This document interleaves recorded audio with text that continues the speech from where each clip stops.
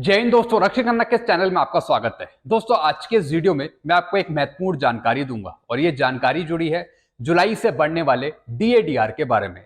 दोस्तों, इससे पहले मैंने जितने भी वीडियो बनाए हैं उसमें मैंने आपको एक ही चीज बताई है कि जुलाई से बढ़ने वाला आपका डीएडीआर 53% होगा। 53%। भारत सरकार आपका डीएडीआर 53% ही डिक्लेयर करेगी आगे आने वाले दिनों में। लेकिन दोस्तों, कुछ पेंशनर अभी भी कंफ्यूज रहते हैं। वो दूसरे वीडियो देखते हैं, वो कहते हैं कि सर दूसरे वीडियो में बताया जा रहा है 54% होगा, 55% होगा, 52% होगा, 53% होगा, यानी एग्जैक्ट जानकारी उनको नहीं मिल पाती। तो दोस्तों, आज का जो मैं वीडियो लेके आया हूं इसमें मैं आपको डीएडीआर कैलकुलेट करना समझाऊंगा कि जुलाई से बढ़ने वाला जो आपका डीएडीआर है 53%, उसकी कैलकुलेशन कैसे होगी। जी हाँ दोस्तों, और दोस्तों 100% कंफर्म है कि जुलाई से बढ़ने वाला आपका डीएडीआर 53% होगा, यानी 50 से वो 3% बढ़ाया जाएगा 53%। दोस्तों, ये वीडियो मैं इसलिए भी बना रहा हूं क्योंकि कुछ पेंशनर सवाल करते हैं। वो कहते हैं कि सर महंगाई तो इतनी बढ़ रही है लेकिन हमारा डीएडीआर सिर्फ 2%, 3%, 4% ही बढ़ रहा है, ऐसा क्यों? इस वजह से भी दोस्तों मैं ये कैलकुलेशन कर रहा हूं ताकि आपको समझ में आ जाए कि जो महंगाई बढ़ रही है उसका ज्यादा असर आपके डीएडीआर पे नहीं पड़ रहा, क्योंकि उसकी कैलकुलेशन कुछ और है। जी हाँ दोस्तों, इस वजह से भी दोस्तों मैं ये वीडियो बना रहा हूं। चलिए दोस्तों, वीडियो में आगे बढ़ते हैं। मैं आपको बताता हूं कि जुलाई से बढ़ने वाला डीएडीआर 53% की कैलकुलेशन कैसे होगी, और वो भी एआईसीपीआई के आंकड़ों के बेस पर, फॉर्मूले के बेस पर। बिल्कुल एग्जैक्ट, बिल्कुल सही इंफॉर्मेशन है दोस्तों। ये आप इस वीडियो को आप शेयर भी कर दीजिएगा अपने ग्रुप में। वीडियो में आगे बढ़ने से पहले एक छोटी सी अपील कर रहा हूं। अगर आप पहली बार मेरा चैनल देख रहे हैं या फिर ये वीडियो देख रहे हैं तो आप मेरा चैनल सब्सक्राइब भी कर सकते हैं, जिसका नाम है रक्षित खन्ना, क्योंकि ऐसी जानकारियां, सही जानकारियां, ऑथेंटिक जानकारियां आपको मिलती रहती है इस चैनल के माध्यम से। चलते हैं दोस्तों, आगे बढ़ते हैं। अगली कैबिनेट मीटिंग 9 तारीख को या फिर 10 तारीख को होगी। जी हाँ दोस्तों, जैसा आपको पता है 3 अक्टूबर को यूनियन कैबिनेट की मीटिंग हुई थी, लेकिन उसमें आपका डीएडीआर डिक्लेयर नहीं हुआ जुलाई से बढ़ने वाला। अब दोस्तों एक और मीटिंग है 9 तारीख को या फिर 10 तारीख को, और हो सकता है, संभावित है कि इस दिन आपका डीएडीआर डिक्लेयर हो जाए जुलाई से बढ़ने वाला। सिर्फ संभावित बता रहा हूं, अप्रॉक्स बता रहा हूं कि मीटिंग है 9 तारीख को या फिर 10 तारीख को। उम्मीद करी जा सकती है कि इस दिन आपका डीएडीआर डिक्लेयर हो जाए। चलते हैं दोस्तों, आगे बढ़ते हैं। महंगाई अभी है 3.65। जी हां दोस्तों, ये मैं आपको आंकड़ा बता रहा हूं महंगाई का, अगस्त का आंकड़ा बता रहा हूं, अगस्त का या फिर सितंबर का। अभी दोस्तों जो महंगाई चल रही है उसकी जो रेपो रेट है वो है 3.65% से ऊपर। पहले दोस्तों जून जुलाई में था ये 5.69, 5.08 और 4.10, यानी लगातार महंगाई बढ़ रही थी जनवरी फरवरी के बाद। जी हां दोस्तों, लगातार महंगाई बढ़ रही थी, लेकिन फिर भी आपका जुलाई से बढ़ने वाला डीएडीआर सिर्फ 53% होगा, यानी सिर्फ 3% आपका बढ़ रहा है। ऐसा क्यों? यानी लगातार महंगाई बढ़ रही है, फिर थोड़ी कम हो रही है, फिर बढ़ रही है। लेकिन दोस्तों अगर आप मार्केट में जाएं तो दोस्तों दाल, सब्जी, टमाटर, प्याज, अगर आप इनके रेट देखें तो दोस्तों आम आदमी का जीवन मुश्किल है। जी हां दोस्तों, महंगाई दिन पे दिन बढ़ती जा रही है, लेकिन डीएडीआर आपका सिर्फ 2%, 3% ही बढ़ रहा है। दोस्तों अगर मैं कैलकुलेशन करूं एआईसीपीआई के आंकड़ों के बेस पर तो आपका 53% डीएडीआर बढ़ रहा है जुलाई से। यह बात 100% कंफर्म है। लेकिन एक तरफ महंगाई को देखें तो महंगाई तो उछाल मार रही है, लेकिन डीएडीआर आपका सिर्फ 2 से 3% बढ़ रहा है, 4% बढ़ रहा है। यह एक सबसे बड़ा फॉल्ट है, सबसे बड़ी दिक्कत है। और दोस्तों इस चीज को ही हमें पहचानना है कि भारत सरकार एक्चुअली कर क्या रही है, किस बेस पर आंकड़े कैलकुलेट किए जा रहे हैं। लेकिन हम तो कैलकुलेट करेंगे एआईसीपीआई के आंकड़ों के बेस पर, कंज्यूमर प्राइस इंडेक्स के बेस पर। चलते हैं दोस्तों, आगे बढ़ते हैं। तो दोस्तों आपने महंगाई देख ली, अभी जो चल रही है 3.65 या फिर 4 के आसपास। इससे पहले जो चल रही थी वो 5 से ऊपर चल रही थी, 5.08, 5.69, 4.10, इसके करीब चल रही थी। अब दोस्तों डीएडीआर कैलकुलेट कैसे होता है, जुलाई वाला या फिर जनवरी वाला? मैं आपको बताने वाला हूं जुलाई 2024 से बढ़ने वाला आपका डीएडीआर कैसे कैलकुलेट होगा, कितना परसेंटेज आपका बनेगा। अब दोस्तों यहां देखिए डीए की कैलकुलेशन 1 जुलाई 2024 को कितना होगा आपका डीएडीआर। दोस्तों डीएडीआर कैलकुलेट करने के लिए हमें पिछले 12 महीने का औसत निकालना होता है टोटल में से। जी हां दोस्तों, पिछले 12 महीने का। जैसे दोस्तों हमें जुलाई 2024 का डीएडीआर पता लगाना है कि जुलाई 2024 से कितना परसेंट बढ़ेगा। दोस्तों जुलाई 2024 से पहले 12 महीने के हमें आंकड़े लेने पड़ेंगे, एआईसीपीआई के या फिर सीपीआई के। दोस्तों 12 महीने के मतलब कौन से? जुलाई 2023 से और जून 2024 तक के सीपीआई के आंकड़े जोड़े जाएंगे दोस्तों, जोड़े जाएंगे। तब दोस्तों हम उसे आगे फॉर्मूले में फिट करेंगे। यानी हमें 1 जुलाई 2024 को डीएडीआर पता लगाना है। तो दोस्तों इससे पहले 12 महीने के हमें आंकड़े चाहिए। और दोस्तों फॉर्मूला है डीएडीआर निकालने का, total sum of last 12 month CPI. जैसा मैंने आपको बताया पिछले 12 महीने के आंकड़े सीपीआई के, फिर दोस्तों डिवाइडेड बाई 12, फिर मल्टीप्लाई फिटमेंट फैक्टर। जी हां दोस्तों, एक फिटमेंट फैक्टर है जो डीएडीआर की कैलकुलेशन में यूज करा जाता है और वो फिटमेंट फैक्टर है 2.88। जी हां दोस्तों, कौन सा फिटमेंट फैक्टर है? 2.88। ये हमेशा यूज किया जाता है फिटमेंट फैक्टर। फिर दोस्तों माइनस करा जाता है बेस ईयर 2016। जी हां दोस्तों, इसका भी एक वैल्यू होती है बेस ईयर की। दोस्तों बेस ईयर यह भी कैलकुलेट किया जाता है। जी हां दोस्तों, इससे पहले जो बेस ईयर चल रहा था वो चल रहा था 2001, लेकिन भारत सरकार ने बाद में इसे चेंज कर दिया। यानी सितंबर 2020 के बाद से ये हो गया बेस ईयर 2016। जी हां दोस्तों, तो माइनस किया जाता है बेस ईयर 2016 से, यानी इसकी भी एक वैल्यू होती है। और दोस्तों ये वैल्यू होती है 261.41। जी हां दोस्तों, ये वैल्यू है 261.41, यानी बेस ईयर 2016 की जो वैल्यू है वो है 261.41। तो दोस्तों एक तो ये फॉर्मूला है।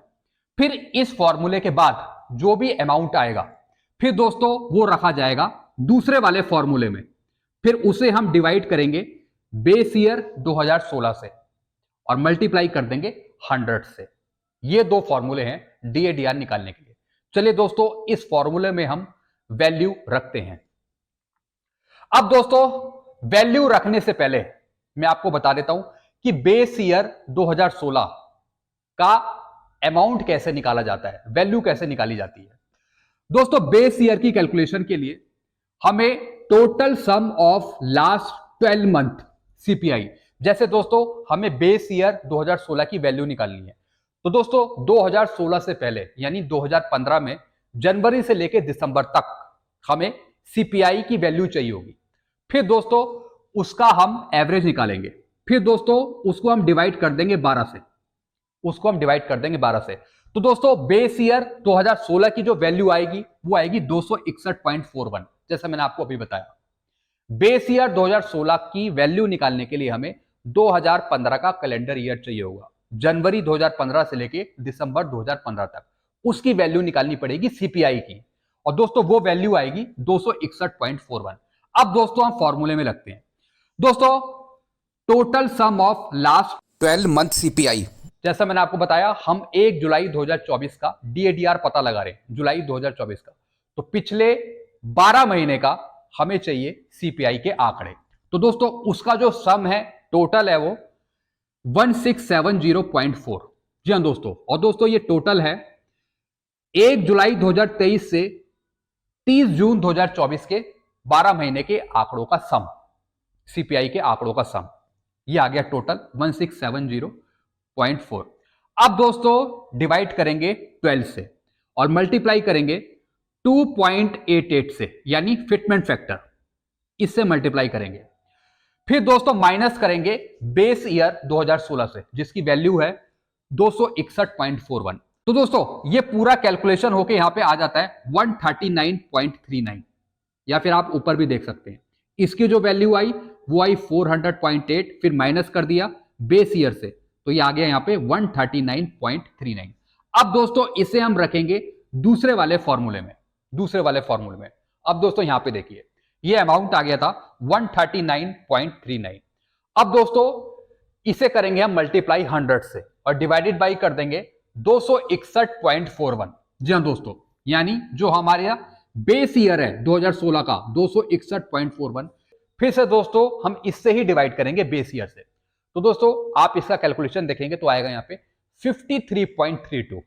तो इसका मतलब है जुलाई से बढ़ने वाला आपका DADR 53% होगा। पॉइंट के बाद जो भी वैल्यू आती है वो नल एंड वाइड होती है, वो काउंट नहीं होती है। अगर पॉइंट के बाद यहाँ पे 99 भी है तब भी वो 53% ही काउंट होगा।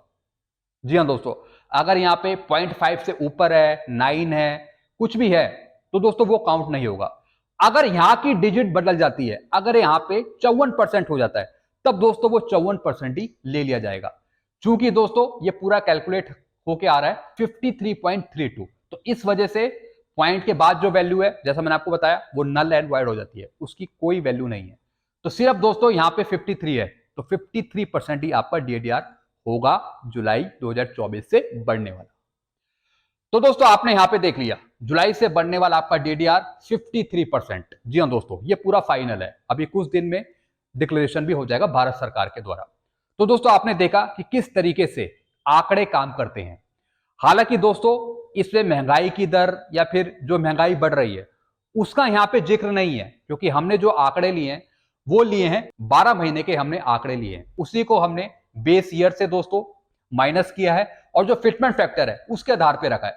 तब भी दोस्तों आपका DADR सिर्फ 53%, सिर्फ 3% बढ़ रहा है, यानी 50 से वो चला जाएगा सिर्फ 53%। तो दोस्तों किस तरीके से ये फॉर्मूले बनाए गए हैं, सिर्फ इस फॉर्मूले में हमने फिगर्स रखी हैं, जिस तरीके से कैलकुलेशन का फॉर्मूला बनाया है। लेकिन दोस्तों एक्चुअल में अगर आप देखें, महंगाई जितनी भी बढ़ जाए, लेकिन आपका DADR 6%, 7%, 5% हो गई नहीं, होगा ही नहीं इतना। अब दोस्तों जनवरी 2025 से देख लीजिए, बहुत ही मुश्किल से 3% पहुंच रहा है, मुश्किल से 2% आपका बढ़ेगा जनवरी 2025 से, और महंगाई दिन पे दिन बढ़ती जा रही है। तो दोस्तों आपको क्या लगता है, क्या ये फॉर्मूले चेंज होने चाहिए, कुछ और फॉर्मूले एडॉप्ट किए जाने चाहिए जिससे आपका DADR 5%, 6% पहुंचे महंगाई को देखते हुए? क्योंकि दोस्तों ये फॉर्मूले बहुत पहले के चलते आ रहे हैं और सीधा हम कह देते हैं कि ये सिर्फ महंगाई पे ही काउंट हो रहे हैं। लेकिन दोस्तों अगर महंगाई पे काउंट हो रहे होते तो क्या सिर्फ 2%, 3% ही DADR बढ़ता, 4% ही बढ़ता? महंगाई तो दोस्तों आसमान छू रही है, लेकिन बढ़ रहा है सिर्फ 2%, 3%, 4%। इससे दोस्तों आम आदमी कहां जाएगा? सिर्फ 600-700 रुपए की बढ़ोतरी होती है और क्या मिलता है?